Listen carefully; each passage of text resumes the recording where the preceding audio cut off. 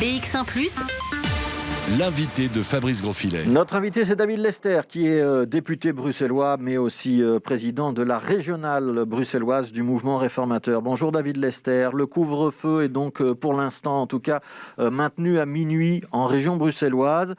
Pour vous, c'est une déception ? Non, c'est l'issue d'un débat constructif ce matin. Je n'y étais pas, mais je comprends qu'il y a eu un bon échange entre le ministre-président et les différents bourgmestres.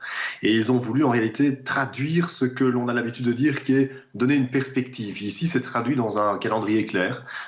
Si les chiffres restent corrects, s'il n'y a pas d'emballement, alors le couvre-feu sera aligné sur les autres régions d'ici fin du mois. Oui. Pourtant, le mouvement réformateur, et vous a même signé un communiqué de presse sur la question, demandait qu'on ramène le couvre-feu à minuit, enfin qu'on porte le couvre-feu à minuit, comme c'est le cas en Flandre et en Wallonie. Vous êtes en train de changer d'avis, David Lester ? C'est-à-dire qu'on se met d'accord avec les autres bourgmestres. Ils ont une réunion ce matin avec le ministre-président. À partir du moment où il y a un accord entre eux, on va le respecter. C'est vrai que nous, on a un peu du mal à comprendre qu'à la fois, il y a à Bruxelles énormément de Wallons et de Flamands qui y sont vaccinés. On sait, plus de 50% des salariés dans les institutions de soins sont Wallons ou Flamands. Et du coup, c'est tant mieux pour les Wallons, mais bon, c'est un peu embêtant pour les Bruxellois.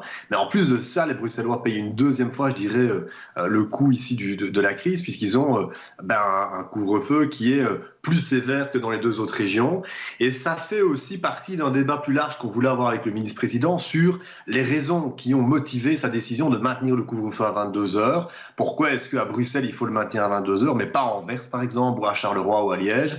Tout ça nécessite quand même un minimum de débat parlementaire, un minimum d'explications, parce que vous savez, nous, depuis l'opposition, on est extrêmement régulièrement convoqués, concertés par des citoyens qui nous demandent pourquoi. Ouais, vous avez quand même, je relis des extraits de votre communiqué parce qu'il était quand même plus sévère que ce que vous dites ce midi. La prolongation du couvre-feu a été décidée en l'absence de toute concertation formelle des bourgmestres et de convocation des organes régionaux. Alors ça a eu lieu. Cette absence, et puis vous regrettez qu'il n'y ait pas d'explication scientifique sur la portée du couvre-feu, cette absence de méthodologie laisse penser que cette décision ne résulta que d'un ressenti et d'un principe de prudence sans analyse de fond. Vous étiez quand même très très critique.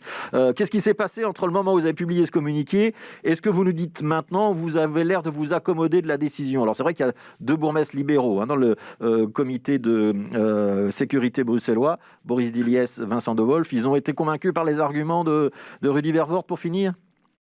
Eux plaidaient pour que l'on relève le couvre-feu dès maintenant, comme le communiqué de presse l'annonçait hier. À un moment donné, on est comme si dans un état où il faut pouvoir être constructif, pouvoir être légaliste aussi. C'est sûr, si ça avait été nous, on aurait pu le relever dès maintenant, au vu en tout cas des chiffres, au vu de la situation. On comprend qu'il n'y a pas d'accord des autres bourgmestres, qu'il n'y a pas d'accord du ministre-président.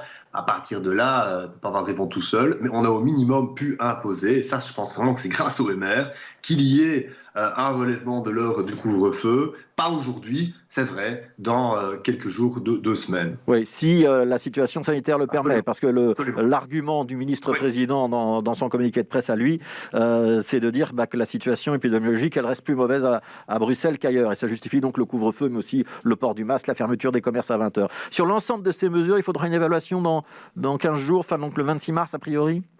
A priori, oui. Voilà, absolument. En fait, c'est au jour le jour qu'il faut une évaluation, en faisant attention à ne pas trop s'attarder sur les oscillations. Parfois, il y a une augmentation du nombre de cas d'hospitalisés ou autres, et parfois, ça diminue aussi. Donc, il faut faire très gaffe aux oscillations. Il faut voir sur le court moyen terme.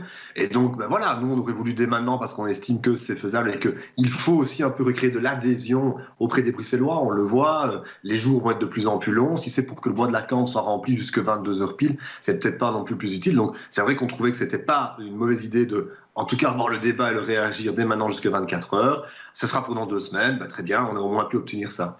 Alors, je voudrais parler d'un autre sujet avec vous, c'est le sujet institutionnel. On parle beaucoup d'une Belgique à 4, donc 4 régions qui auraient des pouvoirs équivalents. Ce ne serait pas une bonne manière d'émanciper Bruxelles et d'affirmer le fait bruxellois ?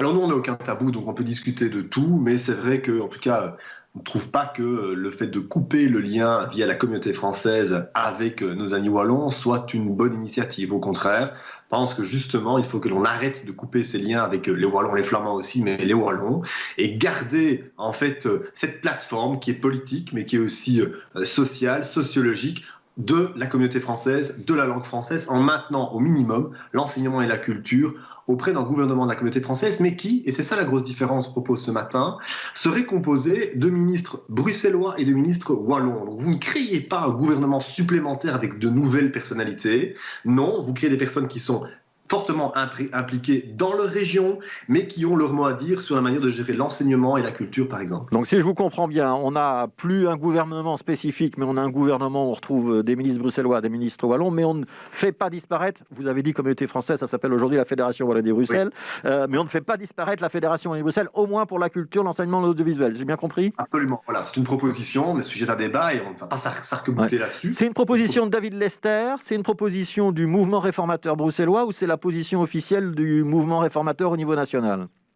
C'est une proposition de David Lester, en tant que président du mouvement réformateur bruxellois. Mais c'est ma proposition. Ça veut dire que Jean-Luc Cruc ou Willy Borsu, pour prendre deux exemples de ministres régionaux wallons, ou Pierre-Yves Géolet, qui est le ministre-président de la Fédération Wallonie-Bruxelles, ne sont pas forcément d'accord avec vous?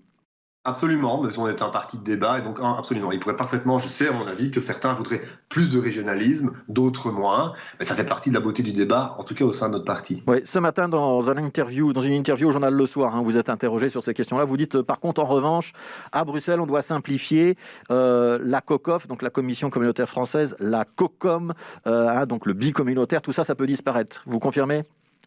Oui, je confirme, tout en maintenant bien le respect des différentes composantes, donc des francophones et néerlandophones. Vous savez, je prends un exemple, vous pouvez retrouver une ASBL qui fait par exemple du soin de première ligne et qui pourrait avoir un agrément soit de la VGC, soit de la COCOF, soit de la COCOM. Et on retrouve comme ça toute une série d'ASBL qui font le même job, mais qui ont des agréments différents, avec parfois des financements différents. Tout ça sur un aussi petit territoire, ça n'a plus aucun sens. Alors, une question sur la santé. Est-ce que dans votre Belgique, qui n'est donc pas une Belgique à 4, ou qui est une Belgique à 4, mais qui garde le trait d'union entre Wallonie et Bruxelles, on peut régionaliser la santé ou pas ? Oui, alors ce serait l'idée de pouvoir régionaliser les matières personnalisables pour tenter d'avoir des politiques un peu plus cohérentes au minimum au niveau de la santé. Et donc voilà, c'est la proposition que je fais ce matin. Et donc ça aussi, c'est une proposition de David Lester ou c'est une position officielle du mouvement réformateur ? Non, c'est ma proposition. C'est ma proposition. Ouais, une dernière question, David Lester. Vous êtes aussi président du CPAS à Watermal-Boisfort. Aujourd'hui, ça fait 1 an qu'on a le premier décès en région bruxelloise. Qu'est-ce que ça a changé pour vous et pour votre pratique au CPAS et pour votre regard sur les matières de santé ? C'est une excellente question. D'abord, il y a la gestion de la maison de repos, où là, on s'est rendu compte qu'on doit revoir complètement le modèle d'approche de nos aînés. D'abord, comment ils arrivent dans une maison de repos, est-ce qu'on peut reporter encore plus l'entrée dans une maison de repos, puis ensuite, dans la maison de repos même, on en a beaucoup parlé par la commission Covid, comment s'assurer que, en fait, il y ait une approche beaucoup plus forte de tout ce qui est psychique, parce qu'on a connu beaucoup, c'est vrai, de cas, heureusement très peu dans la maison de repos, mais beaucoup plus ailleurs, et c'est parfois le fruit du hasard, malheureusement, le Covid qui s'incrustait.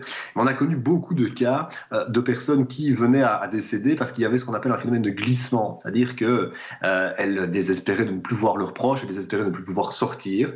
Et donc on avait déjà beaucoup investi, mais on a pu investir encore plus dans le bien-être, le confort des résidents au sein de la maison de repos pour s'assurer que, à défaut de pouvoir en sortir, parce que certains, ça fait presque 1 an qu'ils y sont presque emprisonnés, si je peux m'exprimer ainsi, au minimum dans les murs de la maison de repos, ils s'y sentent le mieux possible. Et ça, c'est un compromis, c'est une économie sur laquelle on ne peut plus tergiverser. C'est investir dans le psychique de nos aînés dans les maisons de repos. C'est quelque chose dont vous n'aviez pas forcément conscience avant, en tout cas pas avec autant d'acuité ? Alors, j'avais la chance d'être dans une maison de repos, et c'est pas grâce à moi, c'était déjà le cas avant, où cet aspect-là était déjà fortement mis en avant, mais Dieu sait si cette fois-ci c'était encore plus prégnant et on a encore dû le renforcer. Et donc j'espère que l'ensemble des maisons de repos, c'est ce qu'on appelle les conditions d'agrément, c'est ce qu'on appelle toute une série de points physiques qu'on a vus lors de la commission Covid, seront encore mieux respectés dans d'autres maisons de repos. Voilà, et sur lesquelles il y aura théoriquement une réforme dans les mois ou les années qui viennent. Merci beaucoup David Lester, merci d'avoir été notre invité. Je rappelle, vous êtes donc député bruxellois et aussi président de la régionale bruxelloise du mouvement réformateur.